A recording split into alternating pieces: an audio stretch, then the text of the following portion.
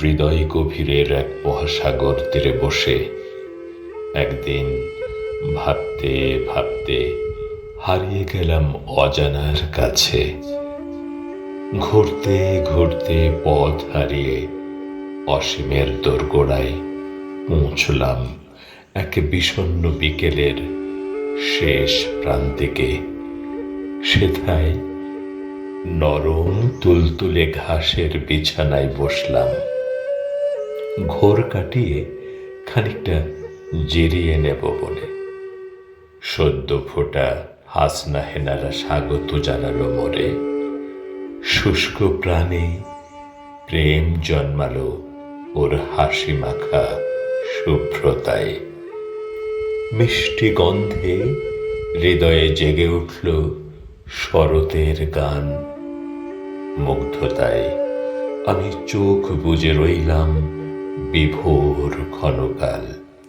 হঠাৎ অনুভব হলো গুমোট হাওয়ায় কফোটা জল গড়িয়ে পড়ছে কপালের পাহাড় চূড়া থেকে চোখের পাতায়। আঁখি খুললাম, দেখলাম আকাশের কান্না ঝরছে অঝরে। মেঘলা আকাশকে বললাম, কাঁদছ কেন বন্ধু তুমি? তোমার কিসের এত দুঃখ বলো না। আকাশ বলল, আমার দুঃখ নেই তো কোনো বন্ধু, আমার কোনো দুঃখ নেই তো। আমি অসীম, অপার, দুঃখ ব্যথাহীন, অমর। আমার চোখের জলই তোমাদের জীবন প্রদীপ। আমি কাঁদি বলেই তোমরা বেঁচে থাকো।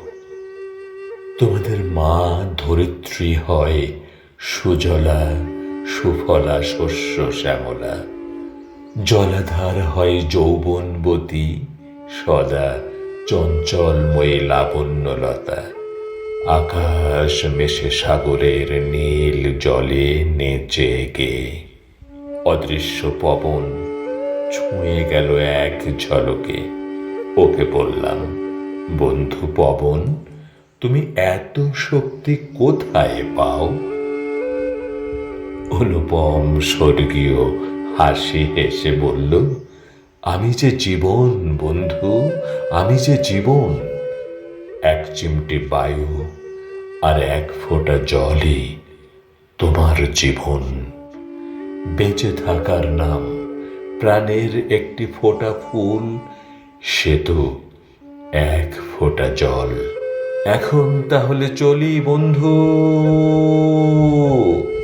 এই বলে অদৃশ্য হয়ে গেল।